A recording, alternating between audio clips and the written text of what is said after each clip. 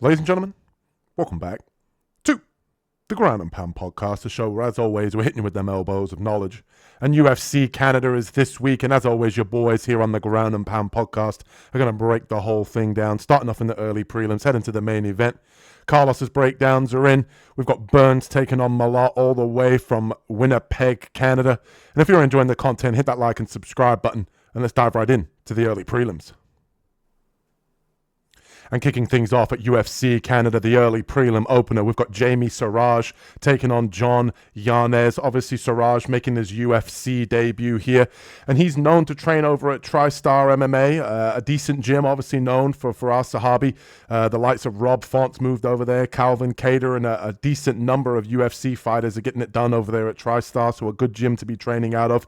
And I do think that Jamey has the right game plan and the right skill set here to come in and get the victory over Yanez. Yanez are obviously we remember him from his previous fight against Austin Bashi, getting submitted in the first round. And I think that's really what this fight's going to come down to. It's going to be the grappling here.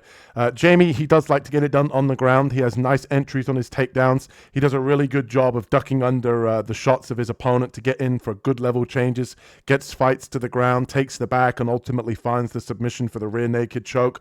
And I think realistically, if you go and look at Yanez, a guy whose ground game is absolutely zero, and I think this fight's really just going to come down to, can Yanez defend the takedowns? If you go look at one of Jamey's losses, he did get spinning back kicked, knocked out on the regional scene. And that opponent had very nice flashy kicks, very quick kicks. And Yanez does have some decent kicks, and I think that's going to be his main weapon on the feet. I think if Jamey can avoid those and keep this one, kind of on the ground, pin Yanez down, I think he should be able to beat him up on the ground for a club and sub, or just be able to transition, take the back, and ultimately find a submission. When you talk about ground games, John Yanez has absolutely no ground game whatsoever. Providing he can get this one to the ground early and often, he should be able to find the submission. I don't expect Yanez to have such great improvements since his UFC debut in his submission loss, so I don't see a drastic improvement in the grappling department to be able to fend off takedowns here against Jamey. So give me Jamey Siraj to get this one done here in the opening bout of UFC Canada, and let's see who Carlos has got in this fight. In this one, I'm going to take Yanez because I feel he's the harder striker of the two. I feel that he rips to the body, he'll rip the lead leg occasionally. He's got decent wrestling, so I just think that he likes to overwhelm his opposition with pressure at times, where with this being Siraj's, debut fight, he may feel the octagon jitters a little bit. You just never know. And Yanez has been there, and even though he was subbed pretty early by Bashi, I think that that's gotten him used to at least being in the octagon and the people and the lights. And I feel that the pressure won't be on him as much. But Yanez is going to have to avoid the submission ability of Siraj, which means he's going to have to avoid the ground game. And I feel that he can be able to keep this fight on the feet. I feel that Siraj, he's got average MMA wrestling. It's like he started out taking MMA instead of wrestling, and those are the takedowns that he used, and he can't mix in too many others. And I feel that Yanez is going to see those takedowns coming, and he's going to realize how to defend them. He's going to be okay. He's going to be confident, and he's going to stand up, and he's going to grow a little bit more confidence. Every time there's a takedown, then he stuffs it. He's going to be a little bit more dangerous. And I believe Yanez has average takedown defense, and I feel that he's going to be able to use that to keep this fight standing, and he's going to be able to punish Siraj on the feet. So I'm going to take Yanez to get this one done. And next up at UFC Canada, we've got John Sexy Mexi Castaneda taking on Mark Vlogden. And I got to say, for me, this is a very 50-50 fight. Obviously, a UFC veteran here taking on the new up-and-comer. Obviously, we remember Mark Vlogden from Dana White's Contender Series having one of the best bantamweight fights we've seen in Contender Series history. If you haven't seen that one, pause this one or check it out after the video. But it's a great fight. And let's just remember one thing. Vlogden did not win that fight, and he did get a contract from Dana White just because of the effort that he showed in that fight. Great kickboxing. And when you see that Russian flag, you tend to think wrestling, but he is more of a kickboxer, boxer. And in that fight, he did get taken down. He did get beaten up, and he did put out a ton of volume, showed a ton of heart. And I think he's a nice addition to the UFC. Now let's talk about John Sexy Mexi Castaneda. The guy, obviously a UFC veteran, back-to-back losses now, losing that split decision to Chris Gutierrez. And in that fight, he was very competitive. He was able to have success early in round one.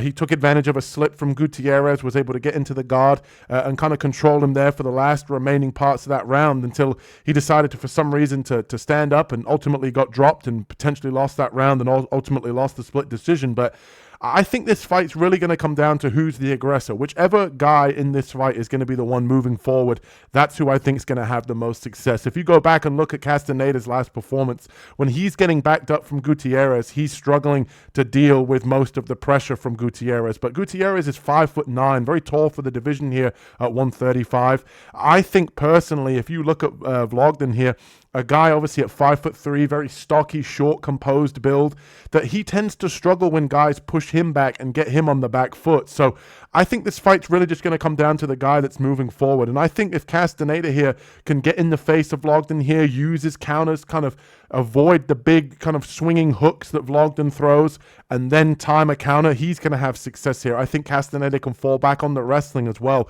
If you go back and look at Dana White's Contender Series performance with Mark Vlogden here, he did get taken down in round two. Don't get me wrong, he was able to get back to his feet, but it's another weapon that I think that Castaneda can use. He has good top control. He's been around the block. I think that he can utilize his counters here and really just show a veteran performance here. Obviously a slight underdog here, coming off of back-to-back defeats. He's going to be desperate to get back in the win column, but let's remember that Vlogden didn't actually win on Contender Series. This is his UFC debut on a big stage.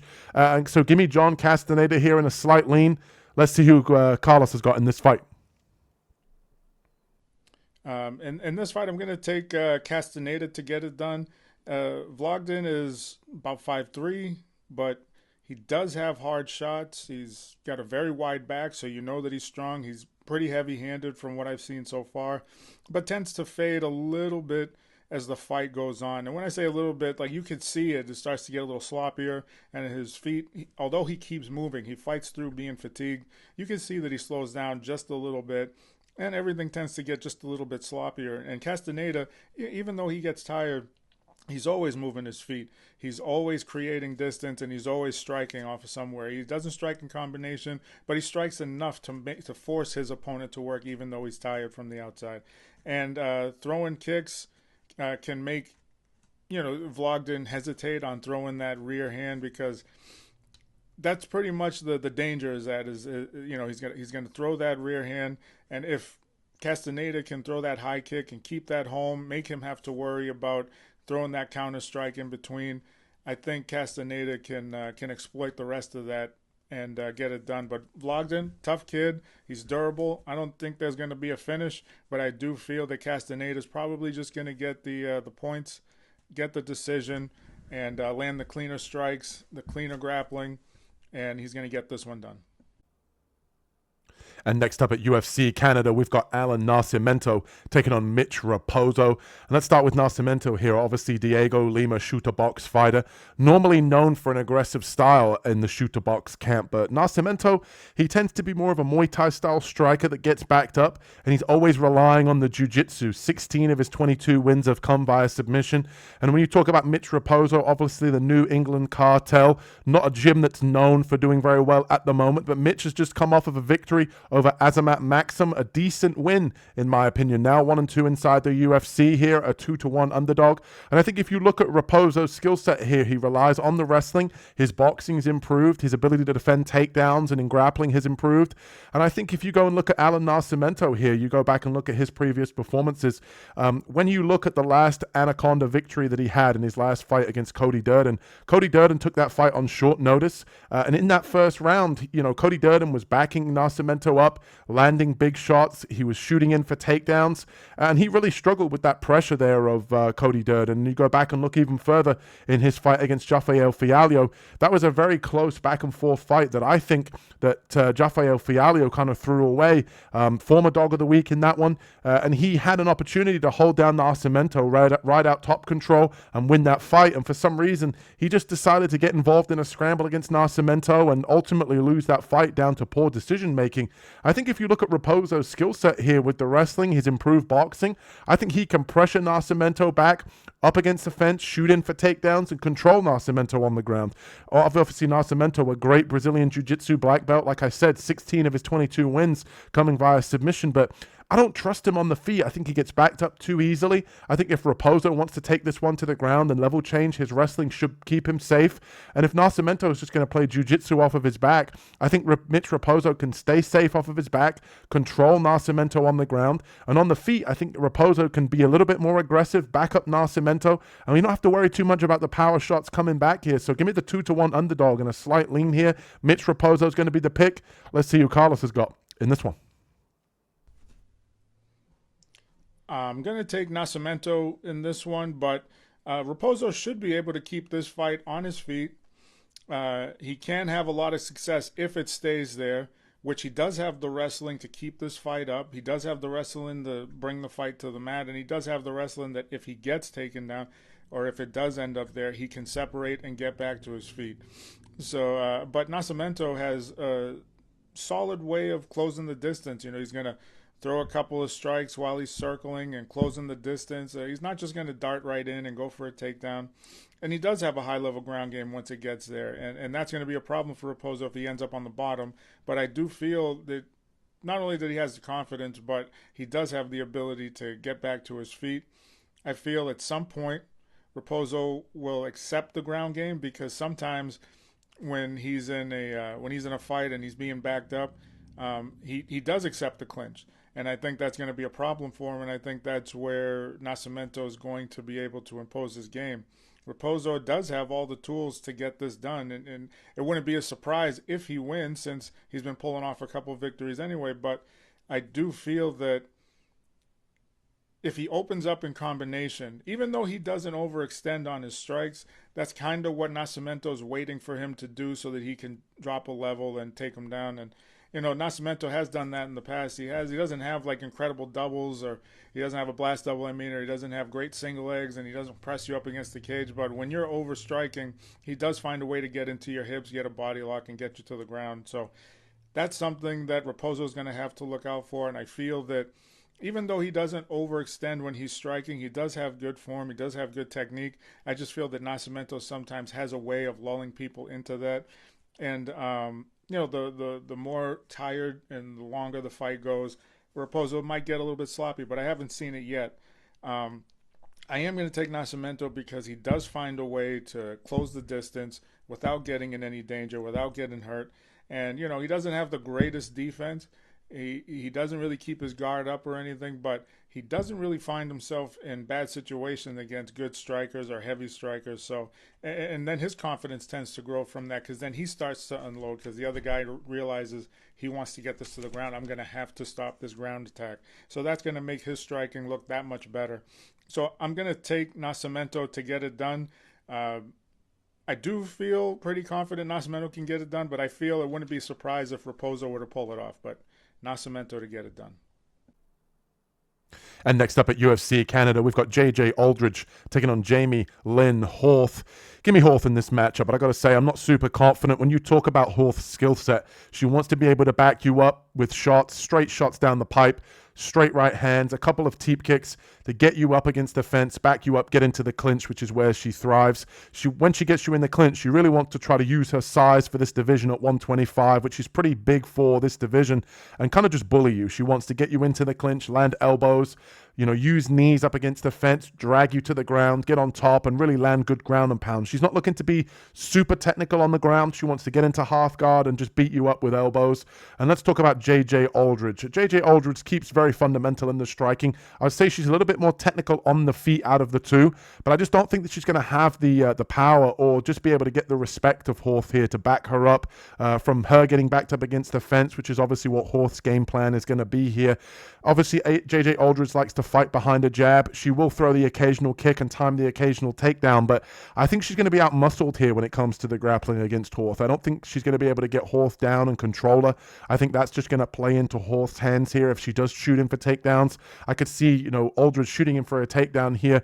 Horth, digging for underhooks, pummeling for those underhooks and be able to, reverse position, get her up against the fence and kind of work her own game. And I think on the feet, JJ Aldrich is just going to be tapping the low kick, pumping out the jab until Horth decides to kind of get more aggressive and back up JJ. So I don't agree with a 2-1 favorite here for Jamey-Lyn Horth, but I think that her game plan here should work as the bigger girl. Obviously 36 years old, women's MMA can be very tricky, but I do think that Jamey-Lyn Horth should be able to have success implementing her usual game plan here of kind of just being the aggressor, being the one that wants to bully her opponent. And I could see JJ Aldrich getting bullied here. There's no shame in losing to Veronica Hardy, obviously a much faster lady in this division, but I just don't think that Jamey-Lyn Horth here will have a whole lot of respect for the striking of Aldrich, get her in the clinch and beat her up. Let's see who Carlos has got in this one.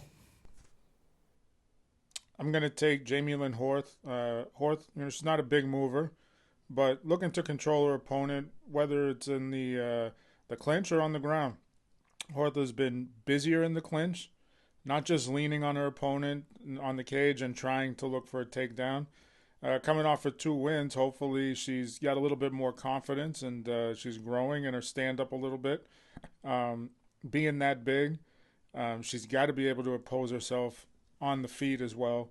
Aldrich, she's not a mover, but she can stay active on her feet. I mean, she can move a little bit, she can bounce a little bit, but she can stay active with her striking and avoid the clinch from Horth and use the in and out movement that she does have and land some clean shots.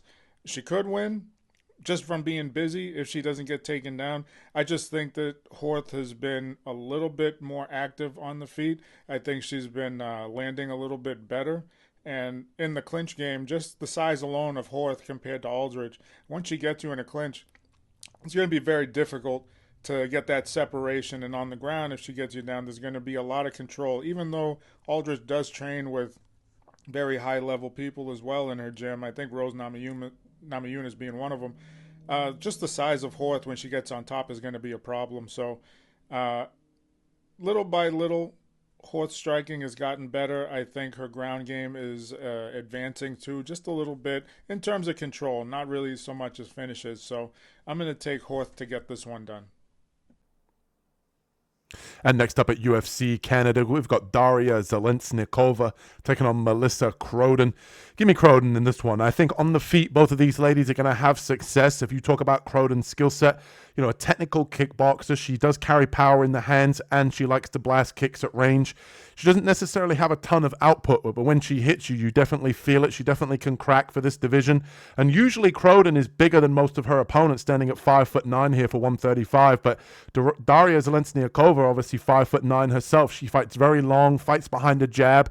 And I think Zheleznyakova is definitely going to have a lot more output on the feet in this fight. I think Zheleznyakova doesn't necessarily carry a ton of power, but I think it's the shots that you don't see coming from her, the third and fourth shot in her combinations, that are the ones that really hurt her opponents. But what I think is really going to happen in this fight is Croden is going to look to get this one to the ground. You went and look at the Eileen Perez fight against Zheleznyakova. Obviously, Eileen Perez, formidable wrestler in this division, ascending the rankings, came out, took her to the ground, and was able to get the submission victory against Zheleznyakova. And I think Croden's going to follow that same game plan here.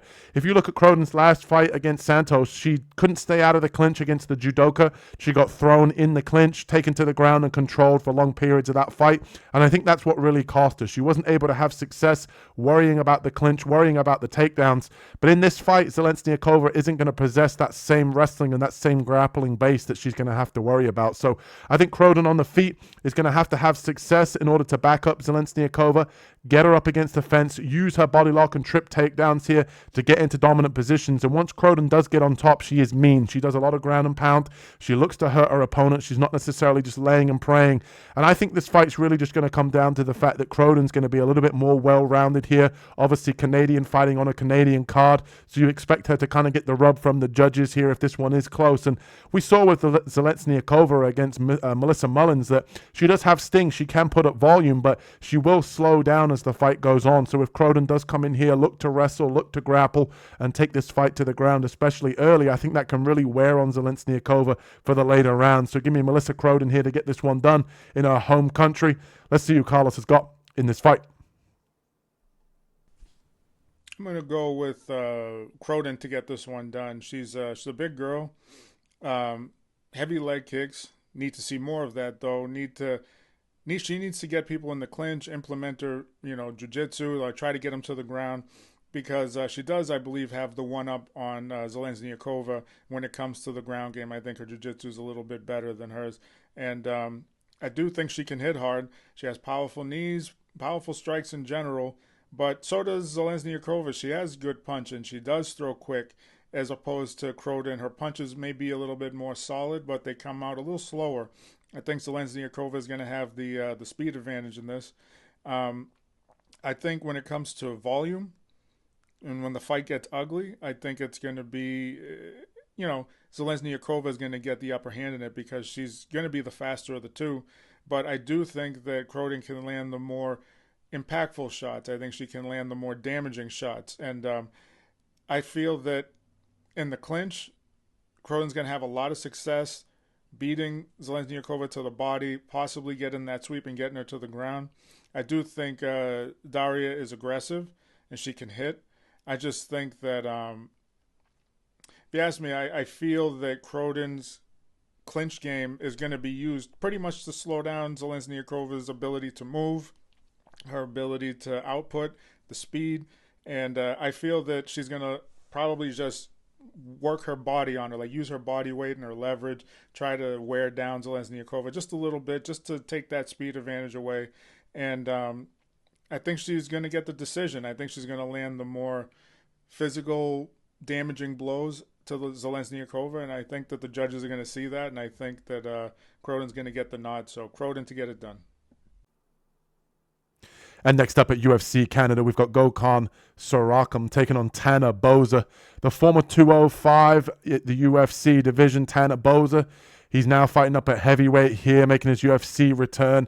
And obviously Saricam, people are familiar with him over in Bellator. And let's start off with Saricam, obviously a guy that fought over in Bellator. He did have success in his last two fights over in that promotion before popping for steroids. He had a year's suspension.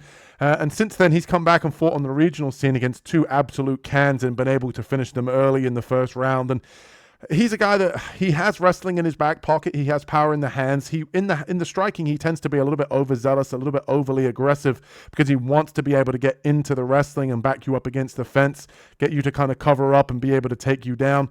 When you talk about Tanner Boser, obviously former 205er fighting up at heavyweight, at 205, he had success defending takedowns, and it's kind of that Kevin Holland story. At 205, he could defend the takedowns, and he had power, but he couldn't just handle that in terms of the skill set at 205. The guys were a little bit more skilled. He decided to move up to heavyweight, and he can't defend the takedowns now. So in terms of skill set, he has nice striking. He's very light on his feet. He has good kickboxing, and he is the more technical striker, in my opinion. When you go and look on Tapology as well, Tanner Boser now has his own gym. He's obviously training and around the sport still, even though he's not inside the UFC. My only concern here is that we don't know what we're going to get here from Gokhan Saricam.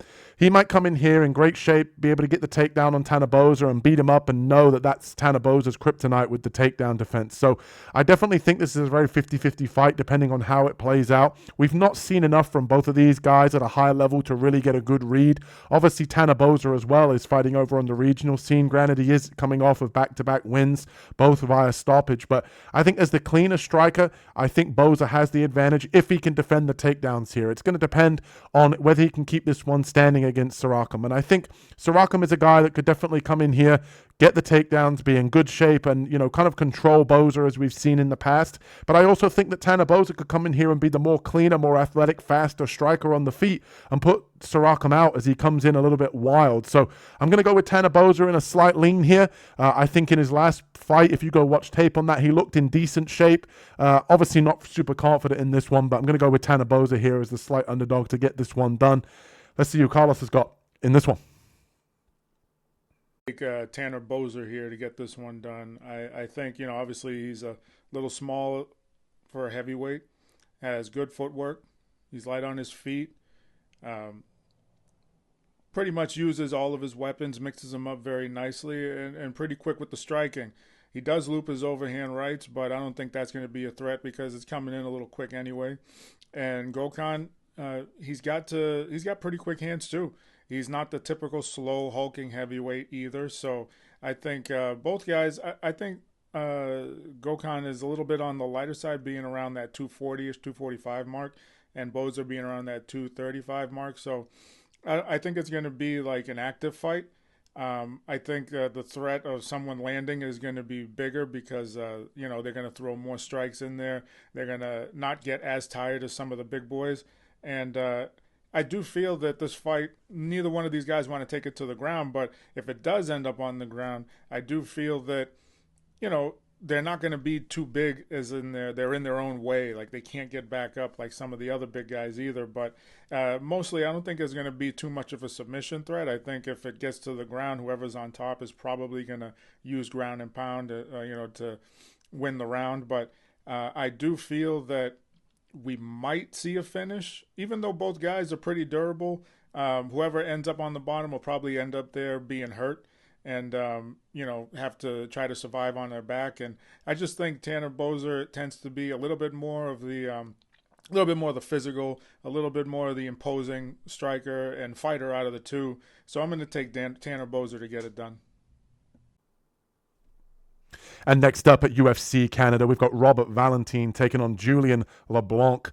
And let's start off with Blanc here. I got to say, very interesting signing here for the UFC. Not overly high on him after watching tape on him. 34 years old at 185. He seems very slow, very flat-footed and unathletic for this division. And I got to say, man, I think Robert Valentin here, he did switch from the underdog to the favorite. And I can understand why. I think Valentin is definitely better everywhere in this style matchup. I feel fairly confident in him to be able to get this one done.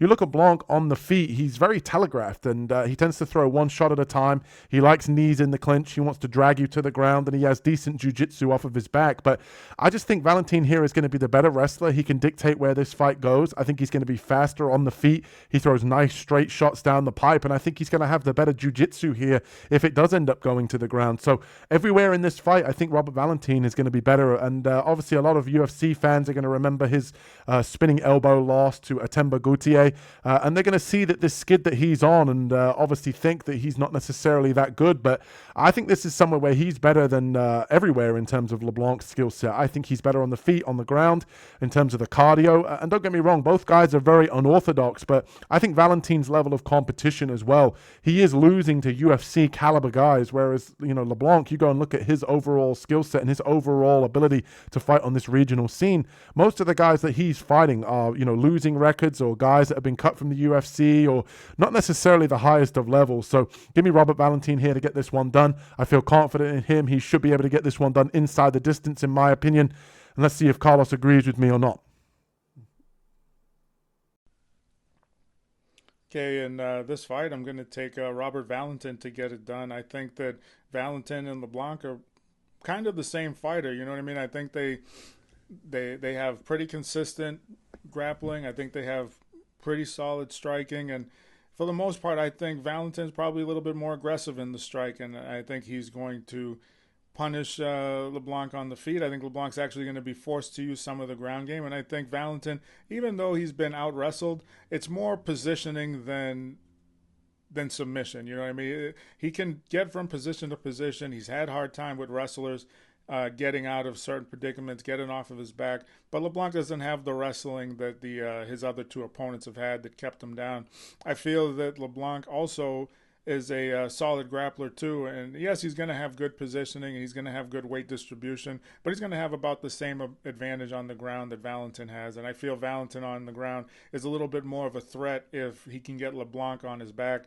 For ground and pound, I think he's waiting to be violent, whether he's standing, whether it's on the ground, and I feel that just that little bit more of over-aggression. I think he's got a little bit more experience in the striking, that he looks and he feels probably a little bit more comfortable than LeBlanc does.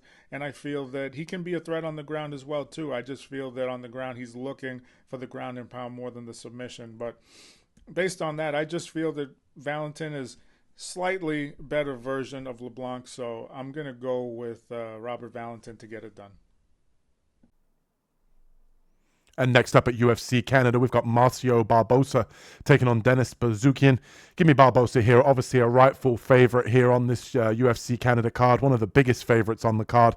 He has a nice boxing style with good takedown defense. He carries his hands reasonably high. And I think he has a nice overall skill set here to be able to find the finish in an early knockout here against Denis Buzukja. Barbosa has nice hooks. He does a good job of ripping to the body and then coming upstairs. He has a very nice check left hook, and it's easy to see out of his 17 wins why most of them come via knockout, because he is explosive with the hands. He does a good job of leaping in and out of range as well, which really gets a lot of power to the target. And I think here Denis Buzukja is known for his toughness and his wrestling, and I just don't see any of those skill sets really being a good factor for him in this fight against Barbosa. He's not going to be able to implement his wrestling and take Barbosa down, as he has good takedown defense. If he is able to take Barbosa down, I think that Barbosa is going to be able to get straight back to his feet. And I think at the end of the day, a lot of people are known to be tough inside the UFC, and that's usually because we see them taking a beating, and that's what we've seen out of the course of Buzukjan's career. He can take a punch. However, in this matchup, I think it's going to be too much power on the side of Barbosa here for Buzukjan's chin. I think Barbosa is going to be able to find the knockout here inside of 2 rounds. And I just think that even though Denis Buzukja has showed improvements in his recent fights, I don't think it's going to be enough here to be able to get the victory and pull off the upset here against Barbosa. So give me Marcio Barbosa to get the victory, and let's see who Carlos has got in this fight.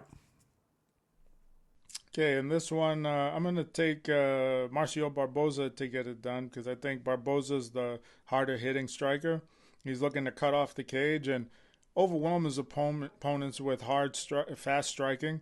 And Buzukja, he's there to get hit. He does have decent defense, but Barbosa wants to get in and, he wants to get into big, wild striking exchanges pretty much. And most likely, if you tag Buzukja, he's going to get into that same exchange too, because it looks like he wants to get it back every now and again. He doesn't go back to being defensively sound. And if you're going to get into an exchange with somebody like Barbosa and he's going to get off first, he's going to get the better of you. So I think that's where the fight will end up more in Barbosa's world. Buzukja does have decent defense, though. He does keep a high guard, and he does work behind the jab a little bit too. So it's not like he doesn't have anywhere to defend. He does check low kicks pretty nicely every once in a while, and also he grapples with some of the most high level guys too. With the Sarah BJJ Academy there, he's always working on the ground game with a lot of high level guys. So this would be the time where you'd want to implement some of your ground game, because me personally, watching Barbosa fight, I don't really know how good he's going to be defending takedowns. I mean, he can defend the takedowns, but how good is he going to be once he gets down? And how is he going to defend? And how's he going to get back up? And maybe he just hasn't fought the level of guy to keep him down or to hold him down and to make it a threat. But I feel Buzukja, if he doesn't go for takedowns, if he doesn't at least try to, he's taken away a part of the game that we haven't seen yet, and maybe Barbosa just can't defend. But to be honest with you, I don't feel that Buzukja is going to be able to get him down, and I don't even think he's going to be able to I think it's going to be a stoppage. I think Barbosa is going to land some of the harder shots, and I think he's going to be able to get Buzukja out of there. So I'm going to take Barbosa to get it done. Buzukja, I think it would be a little smarter if you were to implement the ground game. The question is, how are you going to do it? He doesn't have the wrestling to do so. So, yeah, I don't see him getting the better of Barbosa in this one. And next up at UFC Canada, we've got Thiago Moises taking on Gage Young. And I think this is a very, very 50-50 fight. It's definitely a coin flip in my opinion. I think both guys can have success depending on where the fight goes. If you talk about Gage Young first and you look at his overall striking ability, obviously coming off of that win over Maheshate, he has decent kickboxing. He's very light on his feet. He circles out well and he does a good job of pumping out the jab. He really takes his feet with him with the jab and also disguises that right hand with the jab. And I think ultimately this fight's going to play out on the feet. It's going to serve Gage Young the best. I think it's going to be where he's going to have the most success. I think he's lighter on his feet. I think in the pocket he tends to throw with a little bit more venom. And I think on the feet is where he needs to keep this one. He does mix in takedowns, and we saw that against Maheshate just to mix things up. But I think if he mixes in the wrestling here against Thiago Moises, it's going to give Moises openings where he is a little bit more decorated. Moises obviously training over at American Top Team and the Fighting Nerds. We haven't seen him in almost a year now, but a decorated black belt who has good jiu-jitsu. And he tends to, kind of stick to sort of the low kick and ultimately his boxing. He's not necessarily going to throw a ton of kicks. He's not super athletic, but on the feet, he can take one to give one. And I do think on the feet is where Gage can have the most success, sort of darting in and out of range, kind of timing his right hand to counter strike against Moises as he overextends with the boxing.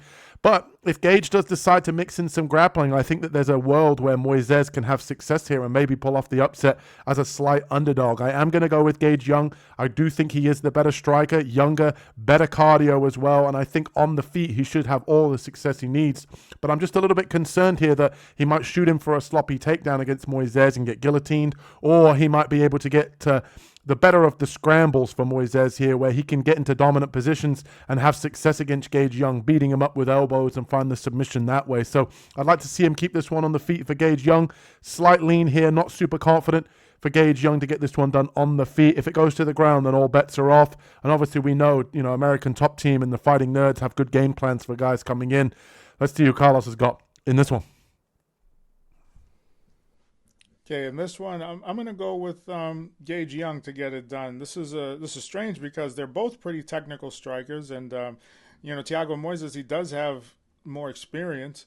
Young, he's a little bit more boxing heavy. He does mix in a lot of different strikes, but he does keep a wide stance. And somebody like Moises should be able to attack that lead leg and put Young in a pretty nasty situation, having to keep those legs and that stance a little bit more narrow. But although Moises is technical, at some points he loses focus in his fights, or, he leaves openings. Like, I don't know what it is. Is it a focus issue? I don't know what it is. But the fact is he leaves the opening, and Moises usually is the first one in those fights where it's a technical fight from start to finish, where he's the one that's going to make the mistake somewhere in between the round. And I feel that Young, he's the way that he fights, he can fight like that all day. He can fight technically sound. He can fight, pretty smart. And I feel that he's going to land those shots on Moises and get the outcome that he wants. And the fact that I feel he can stuff the takedowns. Moises' wrestling isn't that great. If he gets takedowns, it's going to be in the first round, where he's explosive. He has the energy to get you down. But after that, his ground game, I think, is going to be pretty much moot. So I'm going to take Gage Young to get it done. I feel like it's going to be taken care of on the feet. And I feel that Gage Young is going to land the heavier, more damaging blows. And next up at UFC Canada here, we've got Jasudavicius taking on Karine Silva. Give me Jasmine here. I think she should be able to get this one done, and you only have to go and look at the stats in order to make a decent pick here, in my opinion. Obviously, Jasudavicius, known for her wrestling, known for her takedowns. She's got brutal ground and pound. She'll look to club and sub you as well. And I think here in her home country, this is a perfect stylistic matchup here for her to be able to get the victory. I understand her being a respectable favorite in this matchup. Karine Silva, athletic striker. But at times, she can get taken down and controlled, and we've seen that in previous fights for her. If you go back and look at the tape and you go back and look at some of her previous matchups, Viviane Araújo in one of her previous fights back in 2024, Vivi was able to get her down 3 out of 3 times. You go back and look at her previous fight against Macy Barber. Barber was able to take her down 3 or 5 times. You go look even in the Diani Barbosa robbery, Barbosa was able to take her down 3 or 4 times. So in this particular fight here against Jasmine, who has the better level changes, the better entries, the better wrestling, I think she's going to be able to get her down, control her, beat her up, and ultimately find the victory here. Probably by the judges' scorecards here, unanimous decision. Silva is the better striker, but at times, she can be a little bit gun-shy. She can be a little bit timid and doesn't put out a ton of volume there. I think she's more athletic. She's definitely faster on the feet, but I just think that Jasmine's going to do a good job here of staying safe on the feet, get her down early and often, control her, and beat her up here in front of her home country. I feel confident in her. She should be able to get this one done. Let's see who Carlos has got in this matchup. I'm going to have to go with Jasmine Jasudavicius to get this one done. I just feel Jasmine is going to be head and shoulders above Karine Silva on the ground, and she's going to have to find a way to get it there. And for the most part, even though she's fought girls that are good movers, good strikers, heavy strikers, she's found a way to get this to the ground. But closing the distance is where the problem is going to be, because Silva, she can hit, and she can hit hard enough to make Jasudavicius think twice before coming inside to get that body lock and get her up against the cage and get her down. But I do know that Jasudavicius, she's been working on her striking, and against Jessica Andrade, she was able to get some respect on the feet and make the takedowns easier for herself. She was able to hurt her in one of the exchanges. Not really hurt, but stun her in one of the exchanges. And I don't think Andrade saw that coming, and I think she could do the same thing with Silva. And hopefully that's the game plan, is land a few solid shots on the feet. Don't stay up there too long. Don't get in exchanges with Silva. And get the takedown and cement control on the mat. And whether you eat up the clock on the mat or you use the ground and pound while you're down there, stay busy, keep changing position, make Karine Silva work, and go from there. And I think she can get the decision. So I'm going to go with Jasudavicius to get it done. And next up at UFC Canada, we've got Jai Herbert taking on Mandel Nallo. I like Nallo. I think he's a decent fighter, and if you look at him on Contender Series and doing tape study on this guy, he's a very dynamic striker. Obviously, former Bellator veteran here at 36 years old, getting his opportunity inside the UFC. And what better way to get your opportunity in front of your home crowd here as a Canadian? He does train at TriStar as well, obviously a good gym, formidable UFC sparring partners over there. And he does nice back takes. He has decent grappling, but where he shines is on the feet. Flying knees, spinning attacks, very nice counter striking. He's very light on his feet. And I think if you look at this matchup here against Jai Herbert, Jai Herbert training at Team Renegade, good takedown defense, will mix in wrestling if he needs to, but Jai Herbert is more of a fundamental kickboxer. He has a nice 1-2 with a head kick. He keeps everything very tight, very nice and fundamental. But I think here that Mandel is going to be able to kind of snake charm Jai Herbert on the feet. I think if you go back and look at Chris Padilla taking on Jai Herbert in their last fight, Chris Taco Padilla was able to kind of keep Jai Herbert guessing and kind of just make him, stand there and watch. And that's why I think that Modelo here is going to do a good job of being able to snake charm Jai Herbert, make him second guess himself, kind of use feints, and I think at some point we're going to see Mandel really rock Jai Herbert, and then that's going to make Jai Herbert even more gun shy. I think this one plays out mostly on the feet. I could see Jai Herbert shooting him for a panic takedown if he does get rocked. And I think that Jai Herbert, even though he is, a very similar age in 37 to 36 here, that I think that he's the one that's got a little bit more wear and tear. He's been viciously knocked out. Mandel is a guy that's kind of struggled with grapplers and guys that want to take his back and out-grapple him. So I don't think that Herbert's going to be able to do that here. I think this one plays mostly out on the feet, and I think we see Mandel Nallo get the victory here. Keep an eye on this guy, very dynamic striker. I think he should be able to snake charm Jai Herbert on the feet, using spinning attacks, using flying knees, but I think it's going to be the counter striking here that's going to be able to get it done for him here in front of his home Canadian crowd. And let's see who Carlos has got in this matchup. Okay, I'm going to take Mandel Nallo in this one with his height and his reach.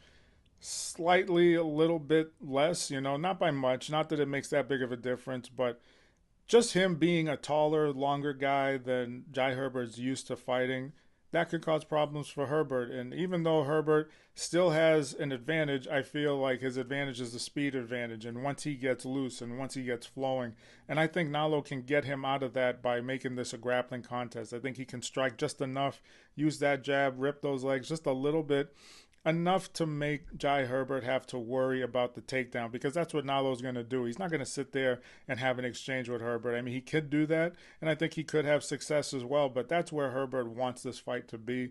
And I think Nallo, if he's going to be smart about it, and pretty much all those guys up there, TriStar, are that way. They're going to take the easiest path to victory.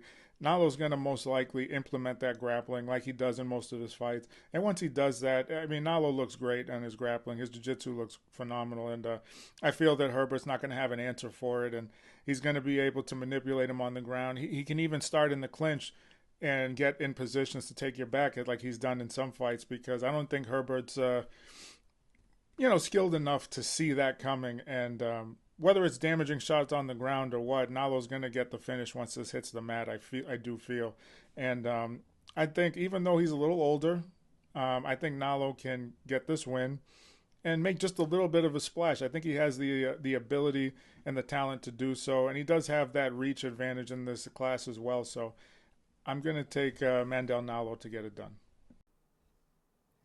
And that brings us to the co-main event here for UFC Canada. And if you're enjoying the content, hit that like and subscribe button as we break down Kyler Phillips taking on Charles Jourdain. I'm going to lean ever so slightly to Jourdain here. He's looked good since moving to 135. He's had obviously back-to-back guillotine victories over Victor Henry and Davy Grant. But I don't think that guillotine and that grappling is going to be on display here against Kyler Phillips. I think it's going to come down to the striking. I think this is a very 50-50 fight. I think guys are really underestimating Kyler Phillips here. Obviously, he is coming off of back-to-back losses.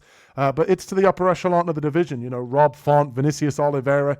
And I think realistically, Phillips needs to take a look at his skill set. He dances around on the outside. He has fantastic movement. But when guys pressure him up against the fence, it causes him to, really just kind of take the back seat in a lot of fights. And I think it allows their opponents to get out ahead of him. And ultimately, he can't keep that up for the course of 3 rounds. He tends to slow down. Guys will attack his legs as well to really stop that movement. And I could see that similar game plan and that similar thing happening here with Charles Jourdain. He has good kicks, nice leg kicks, nice counter right hand. And obviously, he has formidable jiu-jitsu. And Kyler Phillips has great jiu-jitsu as well. He will mix in wrestling. But I just think if this one plays out on the feet and we see Kyler Phillips dancing around on the outside, he's going to get tired. Jourdain's going to chew up his legs. And I think this one's really going to come down to the fact that we're going to see the octagon control really take place here for Charles Jourdain in front of the Canadian judges here, with the Canadian on the card being cheered on by his home crowd fans. I think he should be able to pull off the victory here with the striking. Kyler Phillips will dance around on the outside. He will get tired, and he will end up losing this via unanimous decision. That's how I see this one playing out. I think if it ends up on the ground, that it could be either guys, because Kyler Phillips is a formidable jiu-jitsu practitioner, decent judo as well. Charles Jourdain obviously has a nasty guillotine and great submissions himself, but it could be 50-50 if it goes to the ground. Both guys would be great off their back, but I would like to see this one play out on the feet. I think Charles Jourdain can be the aggressor, especially early, and as long as he can deal with Kyler Phillips' movement and kind of walk him down here, he should be able to get this one done. Let's see how Carlos sees this fight going out. Okay, in this one, I'm gonna take Charles Jourdain to get it done. I do feel that Kyler Phillips is high volume and mostly with movement than striking. He does land good shots and he does throw more than one shot at a time, but I think most of his high level movement is the fact that he's just constantly moving, and that's his defense, and that's pretty much his offense. He uses his movements as feints, and he uses his movements defensively to get out of the way. But sometimes it's just too much movement, and at least since he's gotten to the UFC, all that movement has confused opponents. But he's in the UFC now, and he doesn't have as many finishes as he's had on the regional scene, and the fact that after round 1, you could tell that he's considerably tired after that. Shows you that the high-level movement is there, but the guys in the UFC are probably hitting a little harder. And I think that's what Charles Jourdain brings to the fight, is he has the ability to land some hard strikes, whether it's, that flying knee that he likes to throw or, his straight punches. Either way, he's going to hurt you. And Kyler Phillips, what he needs to do, just as his career goes on, is just he's got to find economy of motion. A lot of people have to find the economy of striking and just offense in general, but his motion is what gets him in trouble. It's also what helps him win fights, but when you're fighting against the higher level guys, you need to learn, like, I don't need to move for no reason. I don't have to just keep moving to move. I have to move and I have to have a purpose. And right now he just doesn't have that. But he does make guys miss, but he moves so much that he can't capitalize on it all the time. It's like he's afraid to engage, like he's afraid to get hurt. But either way, he's going to have to use that movement. And against Jourdain, Jourdain's going to have to find a way to time it. He's going to have to find a way to slow him down, whether he's going to attack the legs or try to slow him down early by getting him in the clinch and working the body, knees to the body,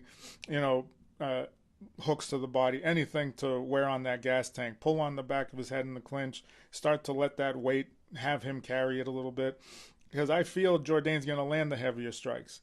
And in round 2, when he slows down a bit more, if he's ripping to that leg and ripping to the body in round 1, he can be a little bit more aggressive. And you don't have to worry so much about the power coming back from Kyler Phillips because, like I said, he doesn't seem to have big power. He doesn't seem to be a big finisher. And if he does, it's going to be with volume.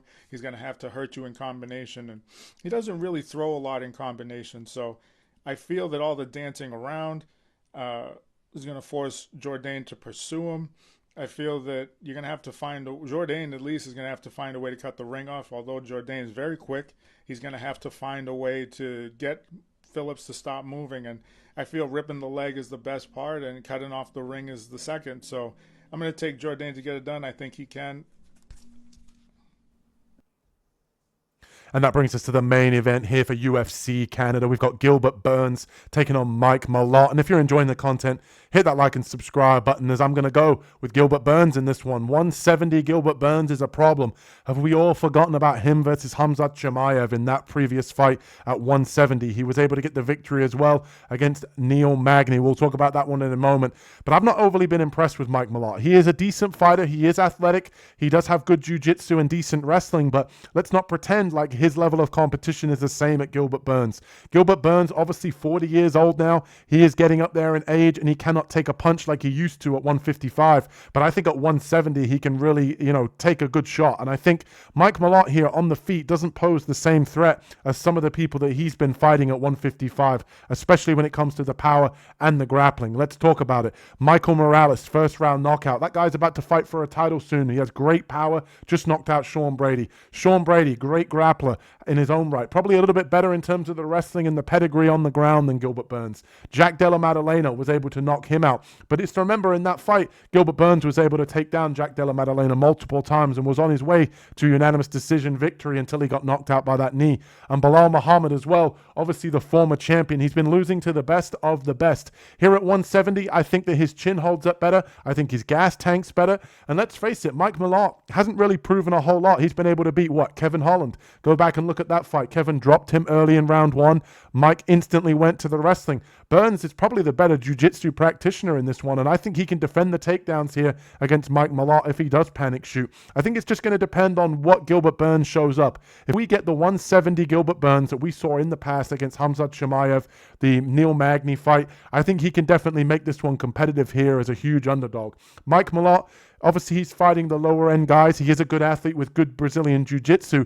But even if you go and look at those fights where he's had success against the lower-level guys here at 170, Kevin Holland, for example, he didn't necessarily make it look easy. And I think if you really look at Gilbert Burns' overall skill set, he's been losing to the best guys. He has good jiu-jitsu. He has power in the hands. And if he can take a shot here against Mike Malott, he can really bite down on his mouthpiece and make this one competitive, in my opinion. Give me Gilbert Burns here to get it done in the main event. I know a lot of people are reasonably high on Mike Malott, but I understand that I think Burns has at least 1 or 2 more victories here inside the UFC. If he comes in shape, I think he could definitely make this one competitive. I don't necessarily trust Mike Malott at this point, and I think that he has all the skill sets here to be able to make this one competitive and obviously win as a rightful favorite. But I think it's going to be too much pressure in front of his home crowd. We've seen it happen to him before in that Neil Magny loss. He was having success. He gassed out. And I think here in a 5-round fight against Gilbert Burns, who has more 5-round experience, he can make this competitive and pull off the upset. Let's see who Carlos has got in this main event. Okay, I'm going to have to take Mike Malott to get this one done. I think Burns is a beast. I think he's tough. I think he's durable. I think he can be dangerous still at times, but I think he's going to be dangerous early. But on the back end of his prime, pretty much, the reaction time is starting to go. The speed is starting to go a little bit as the fight goes.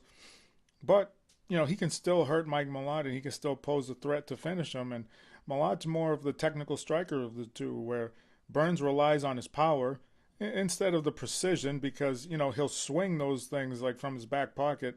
But Mike Malott's just going to flick him out there and tap you, and those taps just seem to be a little harder like you've seen in the fight. So it's like the more accurate the strike is sometimes the harder it's going to be. And you're winging those punches and you're less accurate. So you kind of got to give up one. And I think Burns can do that. I just think he relies on the power too much on the feet. Both are solid on the mat. Burns, the Brazilian Jiu-Jitsu resume kind of speaks for itself. Malott, he has one too, but not like Gilbert Burns. But I don't think it's going to be as soon as Burns gets him down, it's going to be a submission finish. I think Malott can hang with him anywhere on the ground he needs to. I just feel that Burns has got to either hurt him before he gets him down or he's got to wear him down a little bit somehow, like his gas tank. Because Malott, I think, is just going to be the bigger guy in this. And I think he can, to be honest, I think he can get it done just with the striking. But I don't think there's going to be a lot of ground game in this one. I feel that it's going to stay on the feet. I feel Burns, is enjoying the stand-up wars that he's getting in. And I feel that that's also the reason as you get older, you should rely on your grappling more. You should rely on your wrestling more. And because that requires, striking does, it requires a little bit more of youth and reaction time, whereas like your grappling, you can get them down. You can use technical takedowns, to get them down. And you can use strategy to keep them where you need them to be. And you can work from there. But I think Burns is in love with getting in a little bit of a firefight. He does have exciting fights here and there. His wrestling is not always the best coming in.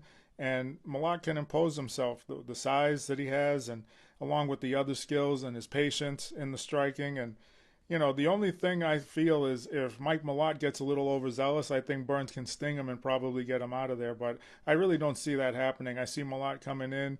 He's going to be relaxed. He's going to be comfortable. And he's going to be looking to pick his shots, his counter shots. And he's going to force Burns to either shoot for takedowns, and that's where he's going to get the upper hand, or he's just going to force Burns to strike a little bit more outside of himself on the feet and try to land a big bomb. And I think in that exchange there, I think Malott can step back, use a little bit of patience, use a little bit of a tactical advantage, and just pick those openings up when Burns is swinging a little wild. So I'm going to go with Malott to get this one done.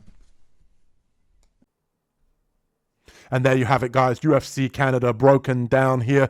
And if you're enjoying the content, hit that like and subscribe button. Check out some of our PFL content going out this week. We've got PFL Belfast. We've got Dog of the Week. If you're enjoying the content, hit that like and subscribe button. We're almost at 500. We appreciate all the love and support. And we'll catch you guys in the next one. Peace.